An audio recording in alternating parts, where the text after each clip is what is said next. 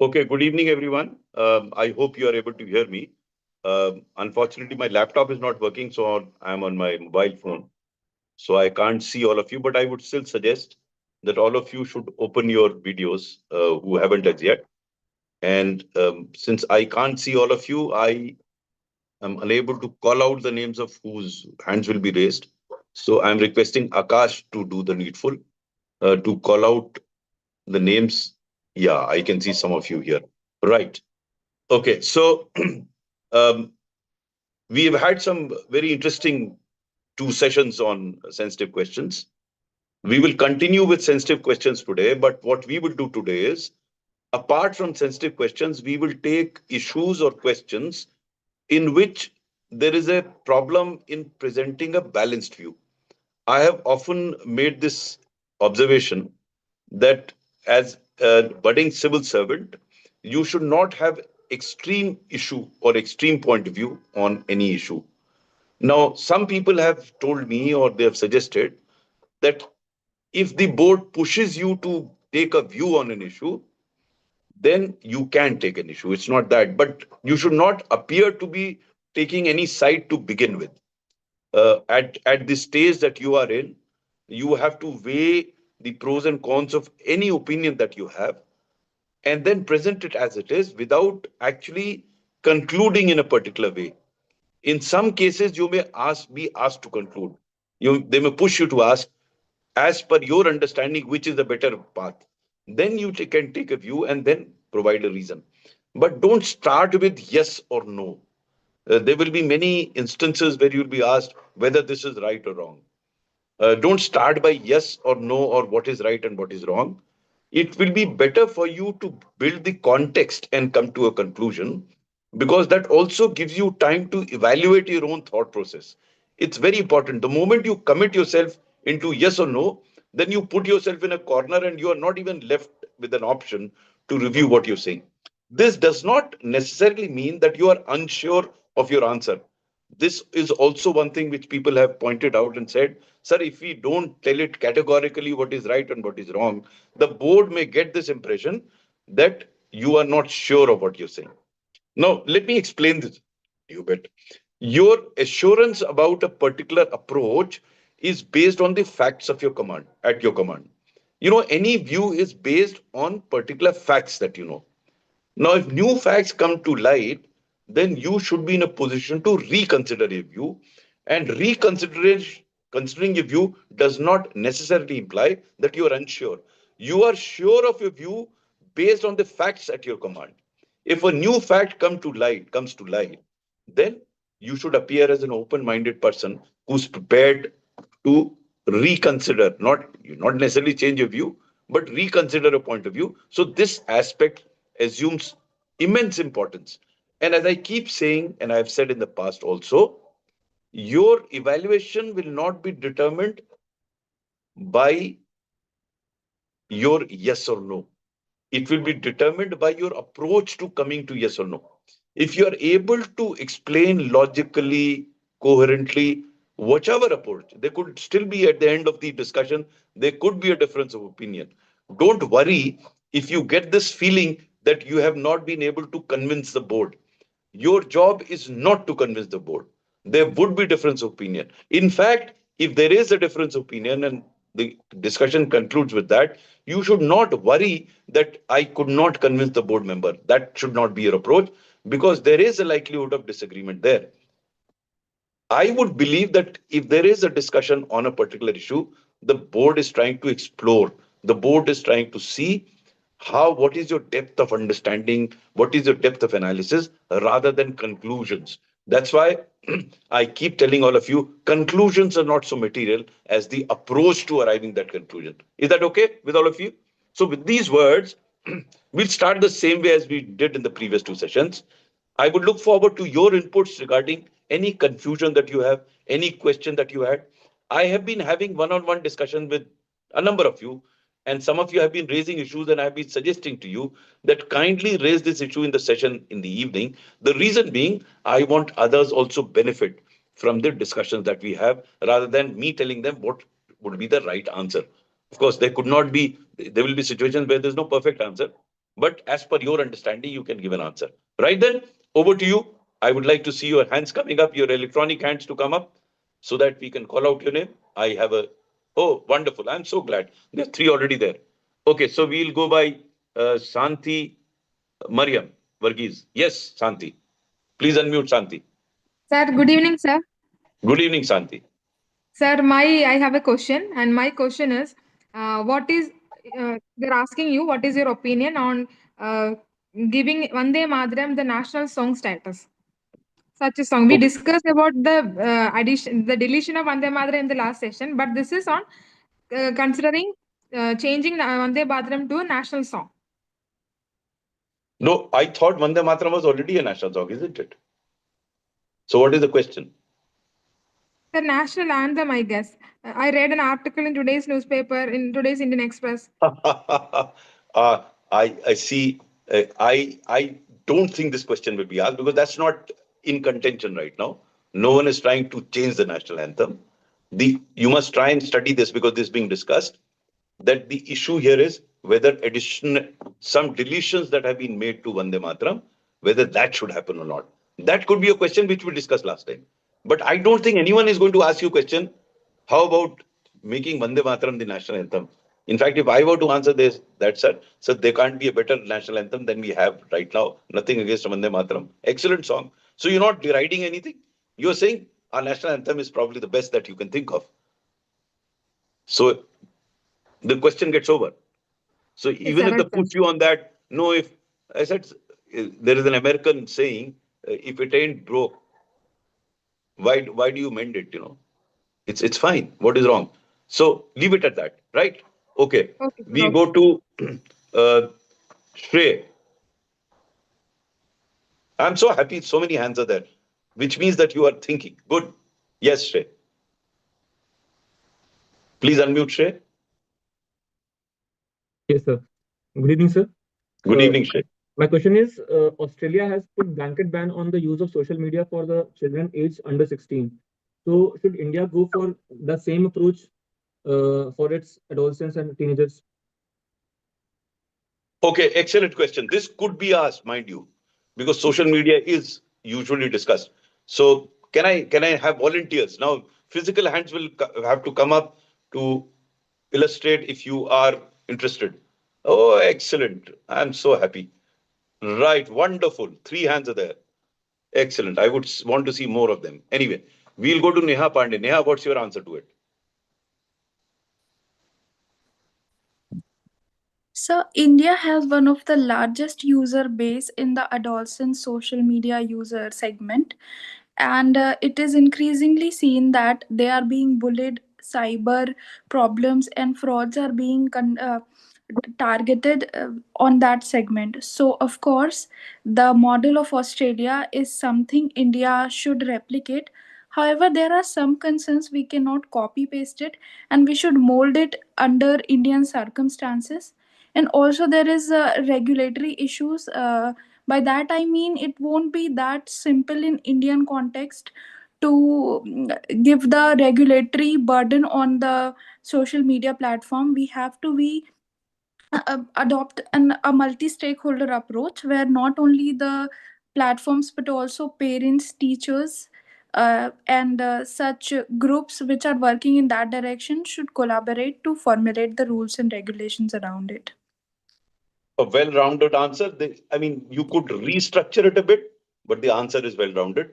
Instead of in the beginning itself saying that we should copy Australian model, I would first raise a few questions and then attempt to answer and then come to a conclusion, whichever it is, whether you want it to replicate or not replicate. So if I were you, I will raise these questions, sir, before we come to the conclusion of whether it should be done in Australian form or not.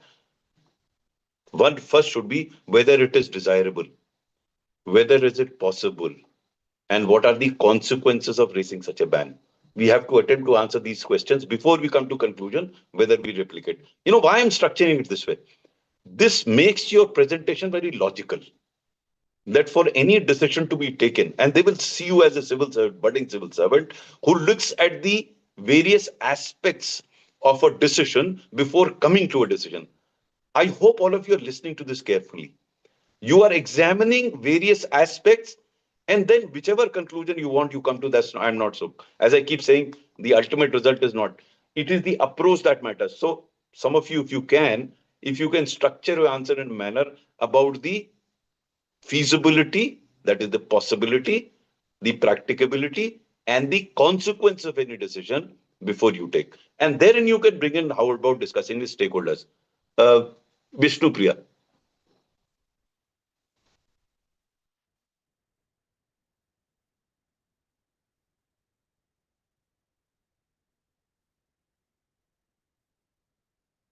Yes, Vishnu Priya. Yeah.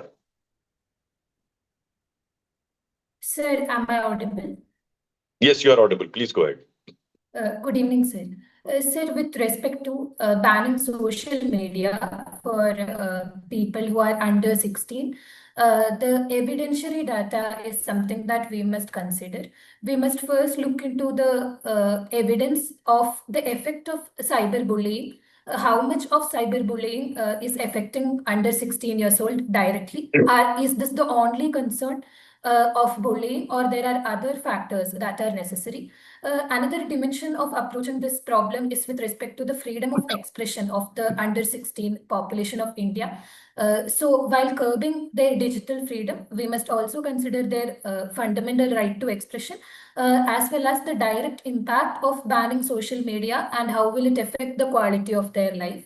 So, this must be done with respect to a stakeholder consultation by including parents, teachers, and social media intermediaries in order to arrive at a good solution.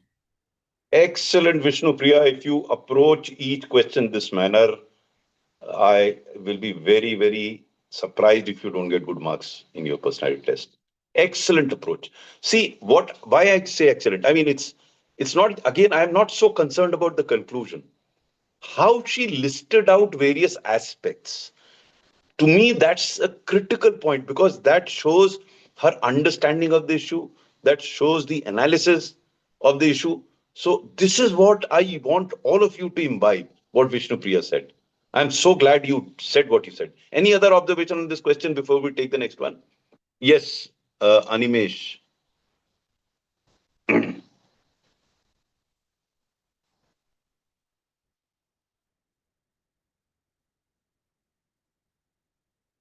Animesh. Yes, Sir, am I audible now? you are audible. Yes. Good evening, sir. Good evening. Sir, Australia has put a blanket ban on the under 16 usage of social media. It has listed cyberbullying and other issues as well, which essentially allows the students to get out of their households and get better at their academics as well. And there are multiple European countries which are following suit on the same lines. But rather than replicating the exact same issue, India already has notified the Digital Data Protection Act, which has a clause for parental consent for the underage population. That approach, I think, balances better the freedom of speech and expression concern, as well as it allows us to find our own novel way of approaching the problem. And this also gives us the time to see the effects of what the other countries are doing, while we can have our own consultation and formulate a better approach going forward. Sir. Another excellent answer, Nimesh. And there is some additional approach to you, Vishnu Priya. I hope you appreciate what he's saying. He makes a very good point, an additional point. And you know what I like about him is don't ape. And he also takes care of your point of getting empirical evidence. Subsequently, he talks about it in the end. So I think it's a very well rounded. I'm so glad all three answers were so good. I feel very happy today because all of you are going great guns. And God willing, all of you will do well, whoever has spoken here. Harsh, yours will be the last comment on this before we switch on to the next question. Hello, sir. Am I audible? You are audible, Harsh. Yes, sir. I have a different take on this answer in on this question. Yes, Harsh. In my opinion, having acknowledged the negative impacts of social media can also act as a positive tool, as we are seeing it is helping many students to learn new languages and different subjects. Banning social media or outrightly will also lead to digital exclusion and create a new digital divide. So in my opinion, regulation will be a better approach than banning. And even the government has started it through the ethical guidelines under the IT Act, where the contents need to be curated, and even provision for parental consent is given in the recent DPDP Act. Another good answer, Harsh. My only suggestion to you would be you watch my video on how to prepare for UPSC Civil Service Personality Test. Because in there I have suggested use of certain words. So don't use the word like should, because such definitive use precludes any change in your point of view. Okay. So if you could use the word sir, it would be probably better if this happens. In my limited understanding of the issue, or in my understanding of the issue, which meaning thereby that your understanding could change. Some additional information comes. So instead of making very definitive or using definitive words like should, you say it would be probably better it would be used. Is that okay? Do you buy this, Harsh? And this applies to all of you. You should also appear to be sure but humble. And by saying that it would probably be, you are being humble. You are not being unsure. You are being humble. Okay, that's it. Okay, we now go on to the next question, because we've had some very good discussion on this. And we will have Rishika Atal. Yeah, Rishika. Your question. Yes, sir. Sir, am I audible? You are audible, Rishika. Yes, sir. So my question is that recently a lot of student union are being affiliated to political ideologies, and this has led to many vice chancellors uh, leaving their positions. They are removed from their positions because of this, and 5 instances have occurred in Rajasthan of this. So my question is that should student union be allowed to engage with some political ideologies, and should university become such a battleground? See, Rishika, this question may have to be reframed. I'll tell you why. Because it is wrong to say they are being affiliated now. They're always SFI, they're all politically affiliated. There's nothing new. So you need not point this political affiliation, because this has been there right from the day one. Now, you can ask a larger question, which I was asked during my interview during the second year. Because, I let me give you a bit of a background. Yes, sir. They had asked me about Allahabad University and the problems of Allahabad University. And I deliberately put in, there has been serious problem with regard to student unions. Obviously, it was like a red herring to them. Immediately they picked up, should students' union be banned? Are students' union playing any role in the universities, or should there be no student union? And during my time in 1977, thereafter during emergency time, they were banned. So the question could be on students' union, not their political affiliation, because they are in any case, all unions, NSUI, everyone is politically affiliated. They are part of political parties. So let's make it a generic question on, are students' union contributing to the development of students or in the academic sense? Let's put it this way. Yes, sir. Are they not playing any role? Okay, now, any answer to this? Last time we had 4 hands straight away going up. Excellent. Yeah, Neha, I admire you. Yes, Vishnu Priya. I want somebody else too. I've heard you sufficiently. I want some more hands coming up. Akash, can you see any hand? I am on a phone, so I am unable to see. This is a hand. You have to raise physical hand for this response. Okay, let's have Fatima.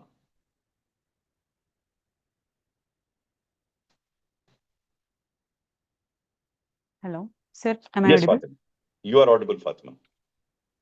Sir, your question was, should student unions be banned? Yes. Right. Sir, I believe that the recent precedents involving the resignation of VCs, as well as the pressure put on by student unions in a political sense, shows that there are some hindrances to the progression of the goal of education in these universities. In my understanding, sir, I believe that student unions are becoming a bit more partisan in their nature and going away from their goal of putting forth the interests of the students as well as the professors and education as such. And I believe that instead of maybe banning might not be the best solution, because there are instances where they have put forth interest of the students. My understanding is that there needs to be more of a regulation of these unions to ensure that they do not deviate into partisanship or violence in these universities, and to maintain the decorum and the sanctity of our public education system. Good, Fatima. Very good. Anybody else? Again, see, we are, this session was a balanced answer. Here is a balanced answer. Yes. Muhammad Shizid. Yes. Good day, sir. Am I audible to you? You are audible, Muhammad Shizid. Yeah. So I think an effective democracy requires exchange of ideas and issues. So I think the students' union will provide the platform for the students to exchange their ideas and build upon new new arenas and contribute to development. So rather than banning student politics, if we bring about a calibrated regulation to it, it will have more effect on the students and contribute to national development. Good, Shazin. And what I like about Vishnu Priya is she's nodding her head slightly. You know, you should get into this habit of appearing to listen. You know, board is talking to you, you are sitting like a statue. They would not know whether you're listening. Mind shake of head, acknowledging what is being said. Mind, as Richika is doing just now. That's it. You know, why do I want to see your faces on video? Because it is not merely what you're talking, your body language is also very important. And body language is graduals. If you gradually move your head up and down, that's good enough. That means you are with the person who's talking to you. I know these are very minor things, but I would believe they have an impact. So a slight acknowledgement gives the other, don't shake your head like this, but slight, it will be as if you're acknowledging what is being spoken to you. You know, it's very important in a communication to appear as a two-way communication. That guy is speaking and you're looking, sitting like a statue. It is not communication. It's a lecture. So you should slight. You know, I will keep telling some of you some expressions on your face, but I'm glad what I'm seeing today. I'm very happy, both with the answers and some of the responses that I see. Excellent. I don't think we'll. You want some more? Okay. Animesh, I would like others to join in. Oh, I'm sorry. Animesh, just hold on. Let me have Ayushri. Because, see, I want more and more people to participate in this discussion. Yeah. Yes, Ayushri. So before my answer would be that before taking such extreme steps, we should also consider the amount of contribution that the student union provide. They give bargaining power to the students. They put forth the rights of the student, as well as they are potential leaders. They also provide a platform for potential leaders, political leaders of the future. But there are certain limitations to their role.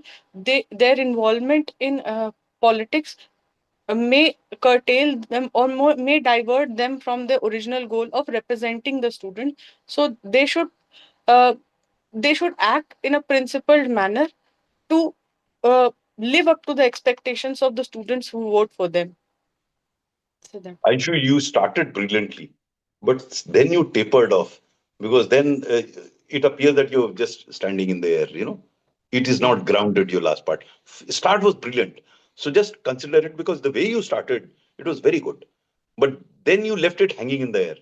If you look at some of the other answers, they're all grounded, you know, solid. Their feet on the ground and they're talking. Just try that. But you started off brilliantly. Okay, so we won't discuss it any further. We go to the next question. And let me have somebody who's not spoken so far. You know, I would love to call those who have spoken already, but let me give chance to others. So I hope you don't mind. Okay, Vivith. And I would want others also to respond. I see only 5, 6 people responding. I'm sure there are more here. Yeah, Vivith. Am I supposed to ask question or answer to that question? No, answer is this physical hand. Okay, fine. And this hand is asking question. So Sir, I was also raising hands for the before questions. That's why. let's skip that. You ask your question. We've had sufficient trade union is sufficiently. I think the answers were very good. You would have got your answers. Yes. Sir, my Yes. question is also related to social media. Sir, sir, does the social media influencers need to be regulated like that media journalist? Because a lot of fake influencers who have a lot lot of followers are giving advices which seems to be scientific, and these are an influence on larger public. So do we need a regulation like a normal media journalist in the arena of social media? So let me generalize it. This is all right. Should social media be regulated like the other media? Yes, sir. Especially Okay, the I'm simplifying the question oh, and broadbanding it so that we can see answers. Now, let me see some physical hands of those that haven't spoken so far. Neha, I'm already impressed with you, and so okay, let's have Shanti. Shanti Mariam has also spoken. Any other hand that I see? I'll come to you all if others don't say.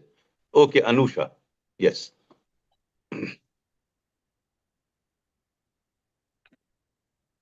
So before answering, I would like to clarify, sir, was it specifically about social media influencers? Yes. Yes. Okay, sir.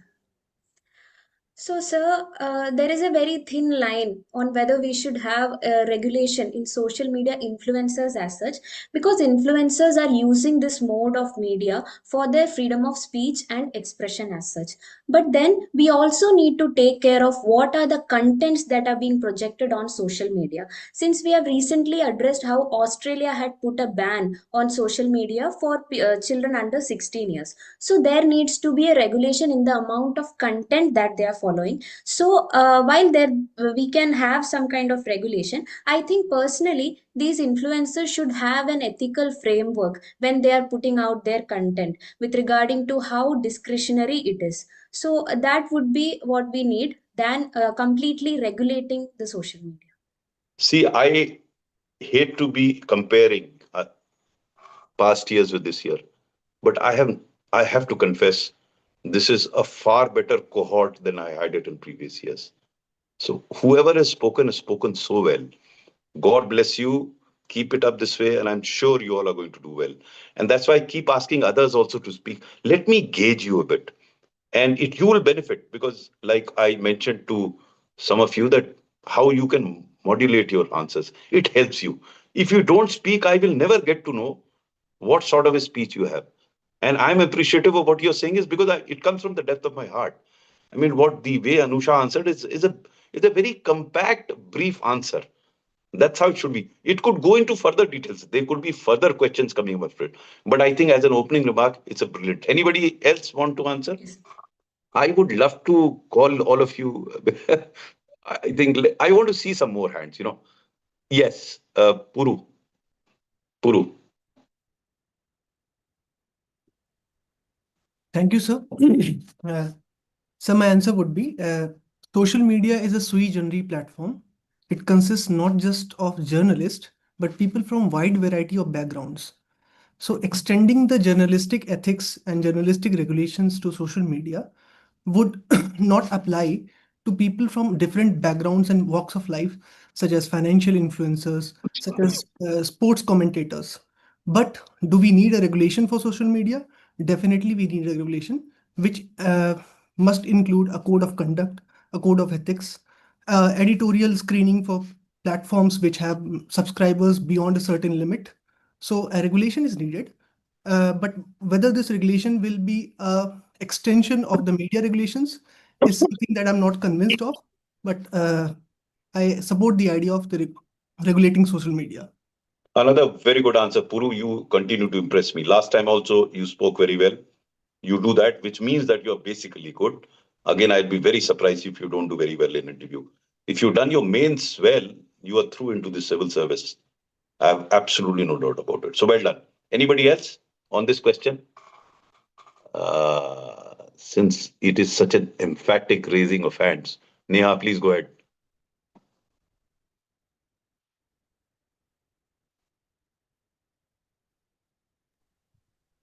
Sir, this issue has actually two aspects. One being, of course, freedom of speech and expression, and the other is public safety. And in the domain of public safety, there are two layers. These social media influencers act on um, giving unsolicited advices in financial and medical sectors, which can be very harmful for general public health. Here, we need strict regulation, and for that, SEBI and other regulators are working profoundly.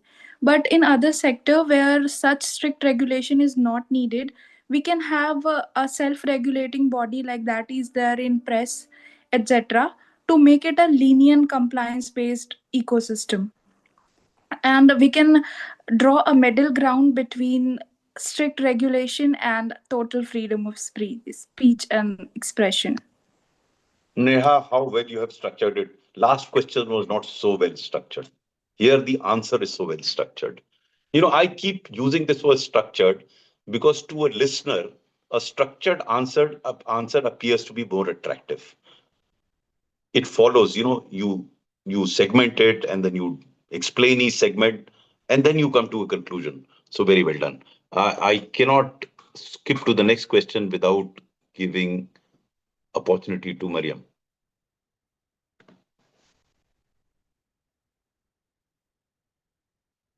Yes. Yes. Sir, in my opinion, social media is a double-edged sword, which has its own merits and demerits. Talking about the banning or regulation of social media, considering the fact that there are a lot of social media influencers with millions of followers, and the impact it is the unregulated content can make on a wide audience, and keeping in mind the concerns of national security and cyber security, some kind of regulation should be done. It should be, will be better than completely unregulated social media. But having said that, social media is a means of livelihood for many people. So the regulation should be done in such a way that their livelihood means won't be disturbed. So that is my take on this, sir. Okay, good. So we go on to the next question. Um, I have a hand from Puru who probably knows answers to all the question, yet he's asking a question. So go ahead, Puru. Let's see what your question is. Thank you, sir. So I had this question about situation based, since we have not discussed these aspects. Correct. So, sometimes the board asks of us that you decide what you want to talk about in the interview. What are we supposed to do in that way, in that situation, or what should we talk about? And secondly, sometimes they ask us to choose between two seemingly equally important things. For example, they ask us to choose between women empowerment versus let's say national security or something like that, which two of which are equally important, and So, they okay, put us in the corner. Puru, good. But I would like you to be slightly more specific. Put me in a corner. I mean, obviously they can't ask you a choice between women empowerment and national security. That I don't think anyone can ask that question because they're not comparable.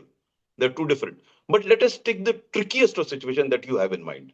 Since you have a fertile imagination and you're articulate also, let me hear from you which is the trickiest situation or the trickiest choice. Let us take the worst and let us see how we develop that. For example, uh, considering supposing that they ask me to imagine myself as the SP of a district, Okay. and on one side, on one corner of the district, a riot has broken out, and on the other corner, various women are protesting, or some incident related to women's security has taken place, and I have to prioritize between reaching the two. This is one example that I can think of. Perhaps Okay, there let might me. be. Now, none of you will be able to answer this question. Let me give my approach to it. Two very sensitive situations emerge. One relating to women, other is into law and order. Okay. I will start by saying, sir, I have never had an experience as an SP. So my answer would be limited to my understanding the role of the SP. I would assume that in a district, SP would be assisted by other senior officers.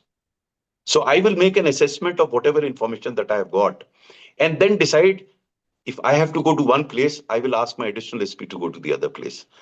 It going and attending to one problem does not preclude my attention to other problem. In a district, I don't think the force is limited for me to preclude one problem altogether. So I will try and attend to both the issues if I can. Now, if in such a certain scenario, which could be worse than this, I cannot attend to both, then I will look at the consequences of what is happening on either side. And if I come to the conclusion that one has a graver consequence and I have no option to attend to it, I'll go and attend the graver one. It's as simple as that. I shouldn't be using this word again, challenging you to give me the nastiest of situation. I'll tell you how to go about it. You can get out of it. I may not be able to get out of it because you've not experienced there. You can straight away say, sir, I have no experience of how it has to be handled. My answer is based on conjecture. So you built a safety valve straight away because you can't be for sure what does SP do. It is only hearsay. You not experienced SP. To Anil Swarup, if it is asked that as district magistrate what you do, I cannot duck that. I have to give an answer. I'll give you a good answer. But a good answer may not be expected of you. So they're not expecting a good answer in the sense of whether this is right or that is wrong. They will expect how do you evaluate the two situations that come to a conclusion. As simple as that. So when you say, sir, I will evaluate and see which of the two incidents has a graver consequence. And if I cannot address both, I will go to that place. As simple as that. There's no perfect answer. Someone will argue, no, you should have gone there. Fair enough. I was asked that question in my examination, in my interview. And I clearly said, I first confessed, sir, I have no idea. I was already a police officer undergoing training, by the way. But I had no experience as superintendent of police. So I said, sir, I'll examine both. And whatever little that I know of the police force, both issues can be addressed simultaneously. But if I can't, then I will evaluate which has a graver consequence and address that. As simple as that. There's no perfect situations. So Puru, if you can think of anything worse also, later on you can ask that question. In the meanwhile, we go to the another question. And I didn't circulate it to all of you because this is a question which you cannot answer. I would suggest, though this is the last session that I'm taking, I can take another session on situation based. I wish more of you had come up with situation based question because almost everybody, if you look at the transcript, you'll find almost everybody is asked a situation question. And this the only situational question that I have come across. We have attended to sensitive issues, but we haven't taken up situational questions, which by and large emanate from your study of ethics. My suggestion to all of you is for situational questions, because there are ethical issues involved. Let me explain this to you. If there is law involved, then there is no option but to follow the law. As simple as that. The tricky situation arises, as Puru pointed out, there's no law here. There are two situations. That's where your sagacity, your understanding of the issue will give you an answer. My suggestion to you, those of you who have time, if you read this book, Ethical Dilemmas of a Civil Servant, there are 70 such situations mentioned in that book. You read that and you'll get an idea how do you approach such sensitive issues. And then probably you can ask questions based on that as well. So you find time, I would suggest you should indulge in discussions on such situation-based questions. This is the first question that has come. I would suggest think of more situations and we will try and attempt to answer those. Okay. Yes, Puru.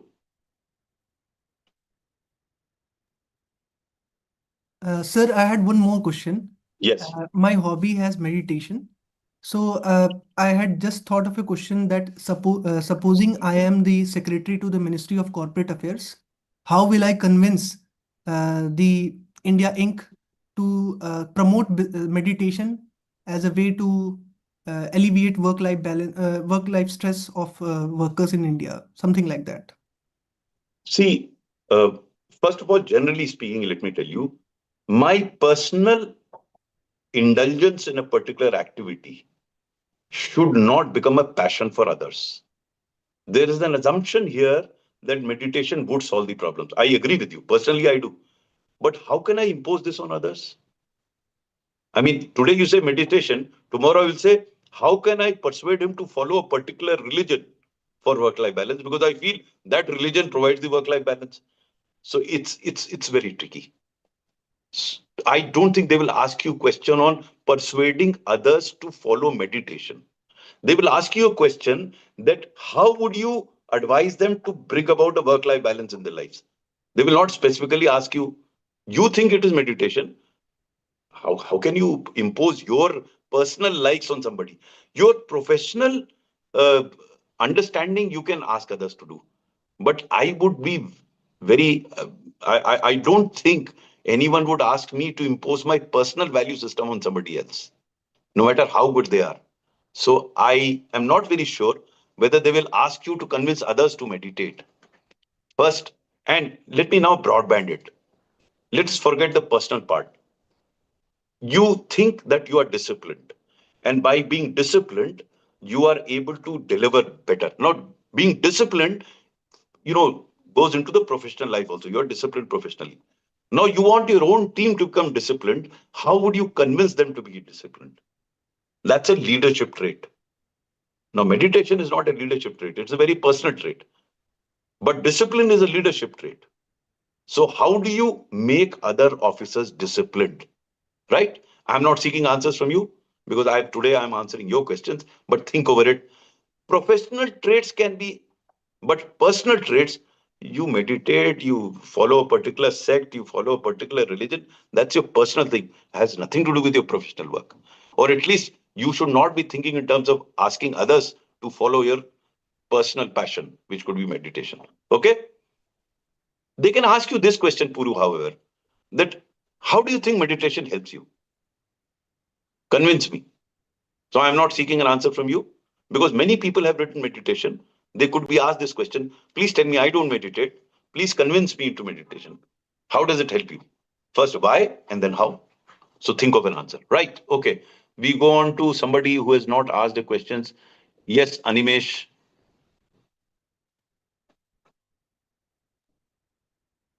Sir, actually, I have a situational question. Yes. So, basically, the situation was that suppose you are bestowed all the authority within India, all the civil, military, and financial authority, and the mandate has been given that within 1 year you have to resolve the standing issues with Pakistan. What are the first three things that you're going to do about it? Okay. Quite a fantastic question. No? Okay. Let's see who answers this question. It could be in any domain. In some cases, you'll say that I'm not given authority. You are made the foreign minister of the country. How would you approach settling the issue? Why give these conditions you are given authority? Because that's not practical. That will never happen. You all work in limitations, so they will not say give you. They will say, suppose you are the foreign secretary of the country. Okay. And how would you go about normalizing situation with Pakistan? Right? This is a more likely question rather than telling you that you will be all powerful. Because that's not even a situational question because that will never happen. This can happen. You can become a foreign secretary. So they will give you a situation which is a possibility rather than tell you that you are a superpower. You are like USA, which is not going to happen, and you solve the problem. I don't think situation would be more realistic rather than fantastic. So what you paint is a fantastic picture. I am painting a realistic picture that you could be foreign secretary someday. So how would you go about resolving issues with Pakistan? Okay. Any answers here? I want hands up here. Hands coming up. Physical hands. Okay, Harsh, go ahead.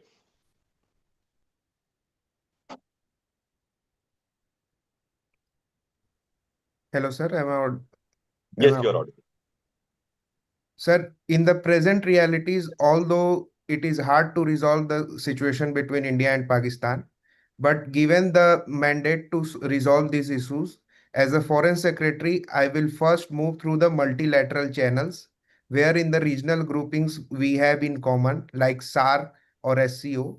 We will try to engage in more fruitful conversation. Then through those conversations, we can further establish a diplomatic channel on smaller levels, which can be escalated up to the ambassador level, and hence we can resolve the diplomatic break. Okay, let me restructure this answer, and all of you should listen to this carefully now that it has come up. The opening sentence he says, it is difficult. I would put it this way, sir, in the current scenario, it appears difficult rather than saying it is difficult. You understand the terminology why I'm using this. By saying it is difficult, you finished it off. By saying it appears, you give some positive. Okay, there could be some positive side to it. Okay, that is one. Second, In all such questions, try and start by saying, sir, let us first, I will first try and understand what are the major irritants between the two countries. आप पहले process पे चले गए. In any, now again listen to this carefully. In solving any problem, not only this bilateral problem, any problem, you must understand the cause of the problem. And then you decide the approach. You jump down to the approach straight away. I mean, one may have a different view on the approach, but that's not material. But the sequencing has to be very clear. Sequences has to be, if you are asked to solve any problem, or you are asked, you must first identify the underlying causes of those problems. You would have scored straight away 50-60% marks by saying that. Because that is the approach. I mean, I'm telling you from personal experience of 38 years, that whatever little that I could do was only on account of first going to the depth of the underlying causes of a problem, whether it was a Secretary Cole or wherever I was. So that is a very correct way of looking at it, very practical way of looking at it, and no one can contest that. Sir, let us first try and understand what are the causes of the current relationship. Okay. And then having listed out, see which of the causes you can address, which are possible, which are not possible. Now, partition is a part of history. No, you can't solve that. It's a cause of India-Pakistan problem. But you can't do anything. It's a past. But there are other aspects which are causes which you could address. So then you will say, sir, of these causes, it may be perhaps difficult to rewrite the history. But these are the areas we can do. Okay? Then go to the next step. For doing that, what do you need to do? Friends, what I am trying to suggest to you is sequencing and structuring of your answer. I hope you're getting what I am trying to convey to all of you. Do you get this point, Harsh? And it was Animesh who raised this question, no? Yes, sir. Animesh, are you okay with this approach? Sir, approach-wise, yes, sir. But I think what I faced during the panel mock at Study IQ itself, this was the question that was asked there. A lot of times, whenever we say that we want to go for multilateral solution or for a discussion, they outrightly reject it. That this has been done for way too long. It is not going to work. Tell me something else. See, I'm sorry for coming in between. Yes, sir. Let them reject you totally. Don't get worried about rejection. No, they can't expect a fresher coming into the service to find solution to a problem which has been there for so many years. They think you'll come out of the box solution. Then you would be interviewing them, not they. So don't get worried when they outrightly reject you. Not worry at all, because these are very tricky issues. I mean, let me build this argument. I won't, but if I were to argue it, I'll say, what sort of a multilateral discussion did we have with Pakistan? Let's see. We've hardly had any multilateral chat with them. SARC, they didn't participate. UN, we always oppose them. What sort of multilaterals we are saying? So I'm not trying to justify what you're saying. What I'm saying is there could always be two sides of the argument. So when you say multilateral, it's a good, but that's not the issue.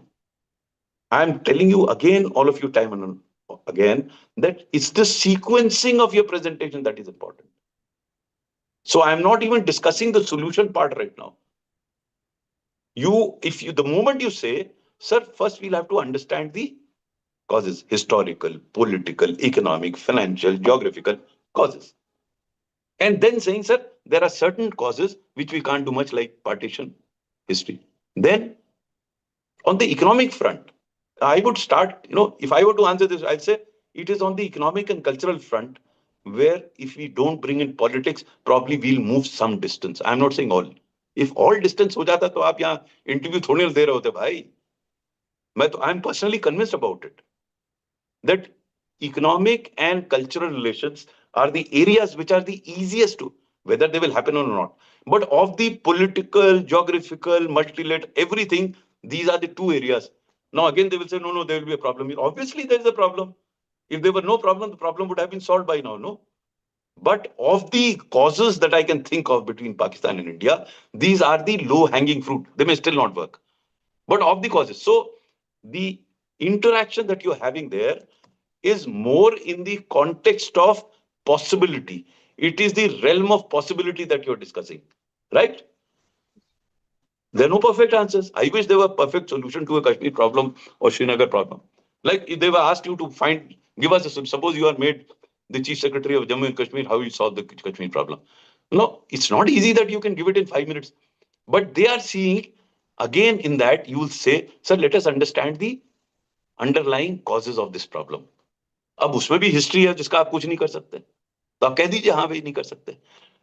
Again, friends, I'm trying to help you structure. I keep using this word structure because that is what that matters. And don't worry about outright rejection, disagreement. That's an order of the day. In such a contentious issue, there are bound to be disagreement. If they all agree with what you're saying, they will immediately post you as foreign secretary, no?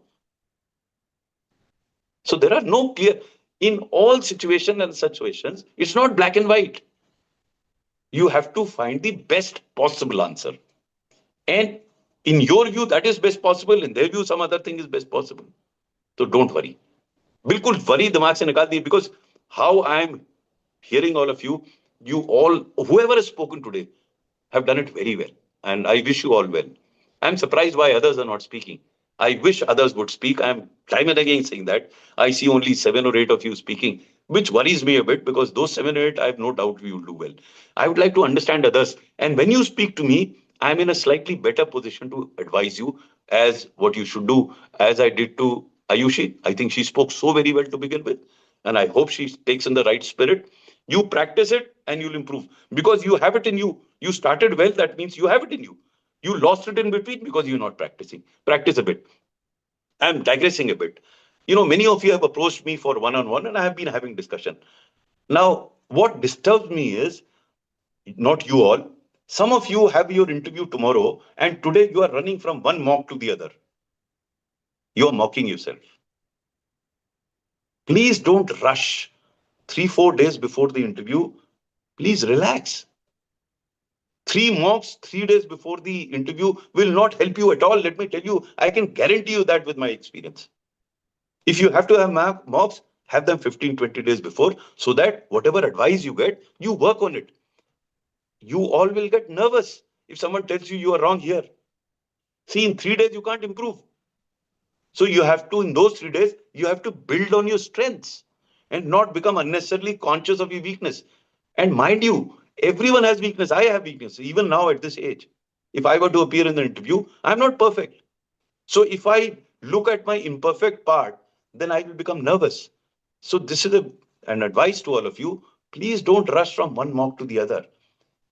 3, 4, 5 days, just relax. Go to movies, have a chat with your friends. Relax as much as you can. That is going to help you. Or else, mock में जैसे इनको बताया ना कि disagreement हो गया क्या, they threw their argument. आप सोचिए, what will be his mental state after that mock interview comes out? He says, oh my God, they disagreed with me. And you live in that, I'm telling you. You're very difficult to get out of it. I may keep saying, don't live in that, don't live in, but you live in negatives. That's a mental, human tendency. So don't go and get into it. Okay, right. So which is the next question? I think there is a hand and a hand. So I will go with her. Everyone has raised a hand. Okay, I think Santi Mariam, yeah.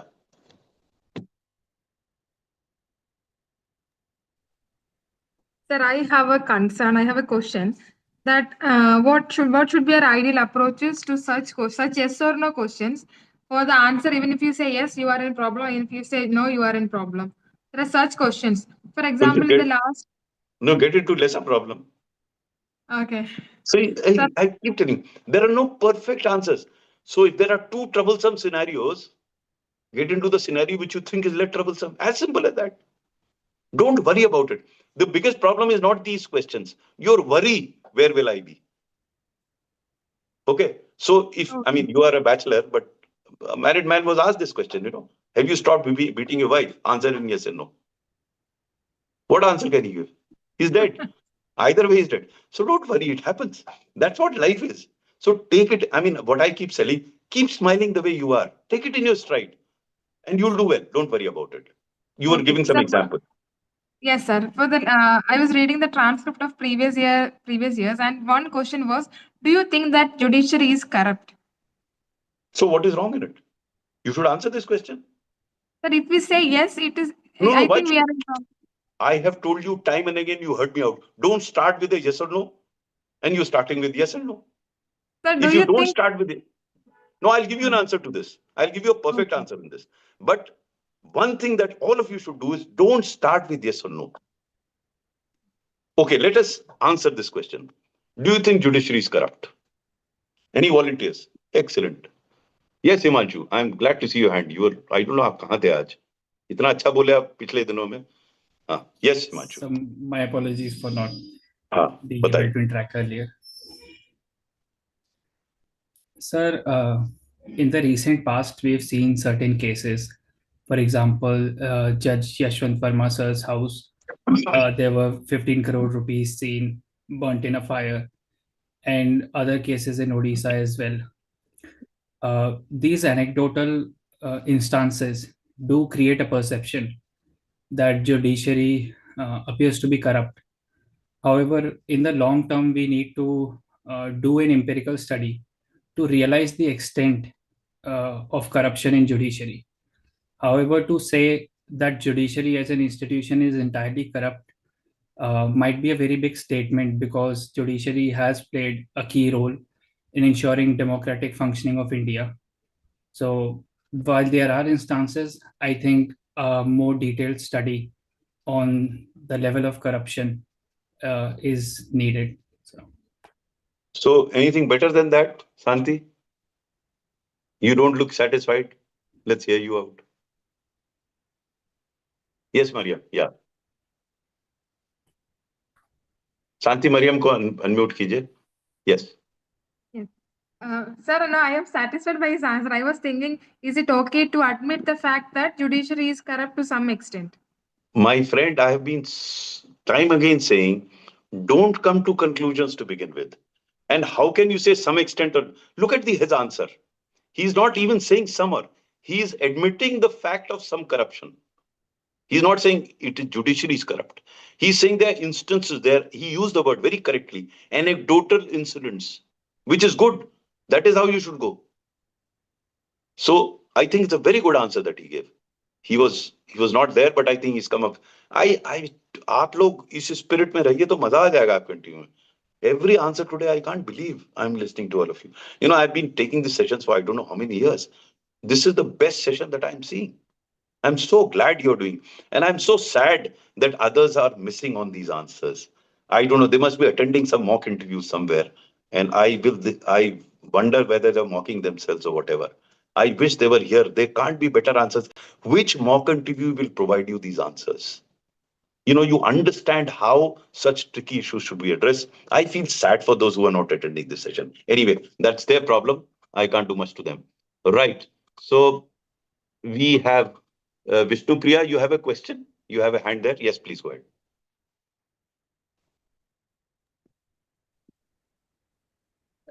Sir, I had two questions to ask.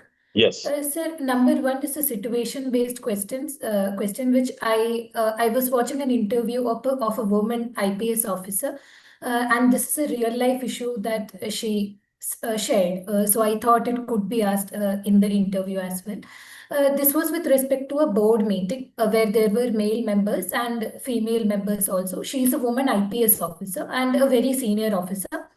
And there was a junior officer who was presenting, a junior male officer to be specific, was presenting a report on a recent study that was being conducted and the investigation. And while giving a review or the report, she had pointed out some problems with respect to his approach to the issue and had suggested some corrective measures. After the board dispersed, he stopped by and asked her excuse to talk to her personally. So she said, yes, please go ahead, what's your concern? And he said, ma'am, I noticed that you had corrected me in front of other officers. It would have been okay if you were a male officer, but being a female officer, I would have appreciated if you hadn't corrected me in front of others and you would have told this to me in person. Now the answer that she gave in the interview, she said that I busted him on spot, and maybe that's what police officers would be doing, but we can't say that in the interview. And why not? Sir, he deserves to be kicked. And could she kicked? This is one point in which you should, as a woman, even as a man, I would say, what is this nonsense? It is pure, simple, biased statement made by a stupid police officer. And since that guy is younger to this lady, she should give him a good dressing down so that he doesn't do that again. And as an example to others. As simple as that. No second opinion on this. There are some issues where there is, like, for example, if there is atrocity on a weaker section of society, no holds barred. Because here facts are very clear. There is no doubt about the facts. Facts are clear. He admits the fact that he needed to be corrected. What he's saying is that had it been a man, it would have been fine with him. But because a woman is saying that, he expected her to say that separately, give him a thorough dressing down, and if a senior officer, issue him a warning, formal warning also. So don't be diplomatic here. There's no diplomacy. When a guy is so blatantly and brazenly admitting what he did and wanting something to be done, he should be given a good dressing down. Period. Right? Second question. So there is no problem in this. Yeah.